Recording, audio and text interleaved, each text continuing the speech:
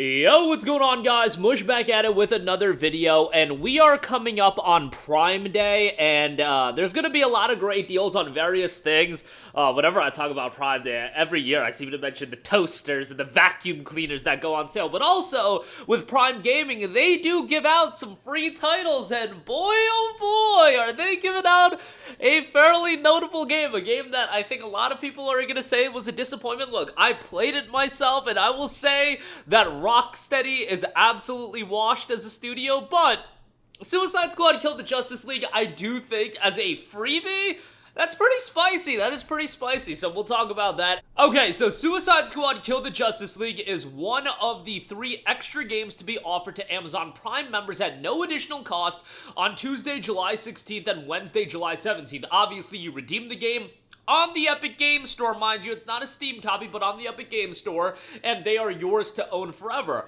On top of Suicide Squad Kill the Justice League, Chivalry 2 and Rise of the Tomb Raider are going to be offered free as Epic Games Store titles as well. Those are some major titles. Chivalry 2 has been an EGS freebie, I believe, before. ROTR, I am not sure. I don't think it has, but I might be wrong on that. Suicide Squad Kill the Justice League has certainly never been a free game. I mean, the game came out back in January. It still goes for a pretty penny, although it was seeing a steep discount as a part of the Steam Steam Summer Sale that just happened. I believe it was 70% off for $21, which is a fairly good deal. In the sense that it's a really recently released game. Like, Suicide Squad Kill the Justice League isn't worth $20. No way in hell is it worth $20. But in terms of when it came out, like, that's a steep discount for a game that's relatively recent. Now, I played Suicide Squad Kill the Justice League. Can you have some fun with it? Absolutely. You go into it for your mindless, open-world fun.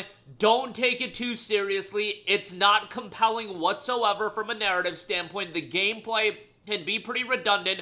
Screw Rocksteady and whoever made the decision to make it online only, because that is absolutely whack. I played the game solo, and there was a point where the game just crashed on me, or the online connection, bugged out on me as I am in the middle of a boss fight, and it was a lengthy boss fight. Got kicked off the game, and then I go back in, have to do this boss fight all over again, and that made me rage quit out of the game for a little while. Like, just screw that stuff. Y'all were supposed to add an offline mode as well, and by the way, I don't think that offline mode is here yet.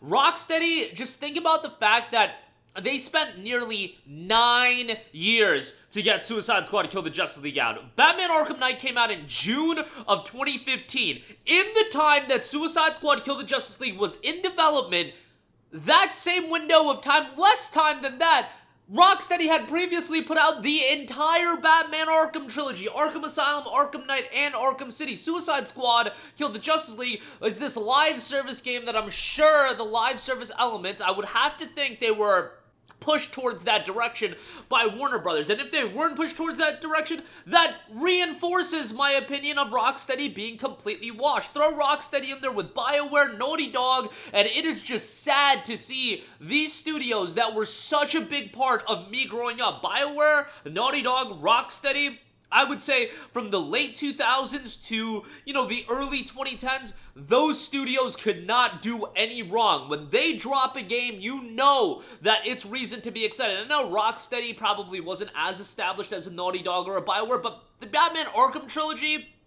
prior to the Batman Arkham trilogy, guys, superhero games did not have that reception of always being great. Sure, some of the Spider-Man games were okay, but it did not, these games did not have the reception of being good. Rather, they had the reception of being pretty bad. Oh, it's a licensed superhero game? Probably gonna be pretty terrible. Well, Batman Arkham completely changed that narrative, and to see them drop the entire Batman Arkham trilogy, to them being completely washed, to being a shell of their former selves. And I get it that there are other, there are people going to other studios from Rocksteady, so on and so forth, but Suicide Squad Kill the Justice League was promoted with coming from the developers of Batman Arkham. Maybe you can say, oh, you should have known better, that it's not the same Rocksteady. Whatever the case may be, it is just sad to see this, and thankfully, there are so many high-level game developers in the mix now, but still, it's depressing to see what happens to a Rocksteady when you look at a game like Suicide Squad Kill the Justice League, and I had done so many videos talking about my expectation level for this game and talking about how I thought it was gonna be trash, and it was trash. I mean, trash is pretty strong, but trash in a perspective of what Rocksteady had done in the past and what they could do. And, you know, them just going down the live service route, like, I feel like this is gonna be a situation where the PlayStations of the world, the Warner Brothers of the world, they gotta take some L's on the chin. They gotta take an L with Suicide Squad. Sony's gotta take the L with Concord. They just gotta learn this the hard way, I guess, and have a couple of flops to realize just adopting the live service model for everything. And don't even tell me that, oh, anything you buy in Suicide Squad, it's all just cosmetics, you don't need to get. Why is the game online only? I'll tell you why it's online only. So you have an online connection enabled, and they can promote that microtransaction element to the game. What other reason could there be for this game to be online only? There is no reason. The only benefit that I could see it giving to Warner Brothers is so they could potentially sell you and have you look at, hey, you can buy all of this stuff that is in-game. And when you're talking about a $70 game, a game that also had the early access gimmick baked into it,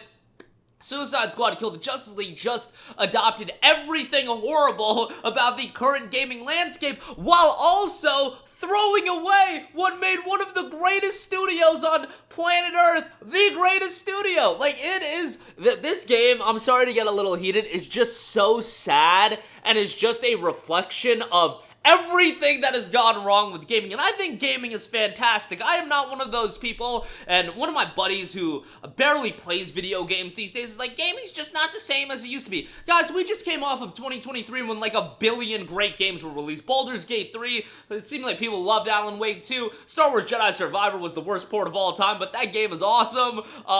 There were so many great games in 2023. There have been so many great games in 2024. It's not about just blanket saying that gaming is terrible. However, there's a lot of aspects of gaming these days that I'm not crazy about, and I feel like Suicide Squad Kill the Justice League is such a clear representation of that, especially given that it's coming from a studio that at one point in time had so much goodwill from the consumer, had so much just positive feelings from the consumer. Everybody loved Rocksteady, and those days are dead and gone, just buried, and we can throw them away. But nevertheless, as a freebie, which it was the point of this video, not for me to go on this unhinged rant, I do think you can have some fun with it. Look, it's an 8 to 10 hour experience. I think Suicide Squad Kill the Justice League is a fine game when you take out all of the context of what I explained. If you just play through it yourself, you could have some mindless, meandering fun, but it is a little bit sad that that's what Rocksteady has been reduced to, dropping a game that goes free in 6 months and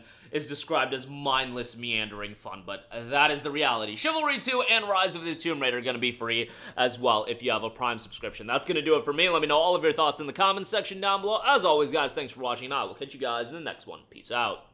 Hey, what's going on, guys? Mush here again. Hope you enjoyed the video. As you guys might know, YouTube's notification system is sometimes a little bit wonky, even if you're subscribed to the channel. Maybe you're not abundantly aware that I uploaded a video. To remedy that situation, make sure you hit the bell notification button. This way, whenever I upload a new video, and I try to upload as consistently as possible, you will be notified directly of the upload, and you can watch it as soon as it goes live. I would really appreciate if you guys hit that button so you can stay up to date with all of the content I'm posting. But as always, guys, thanks for watching, and I'll catch you guys in the next one. Peace out.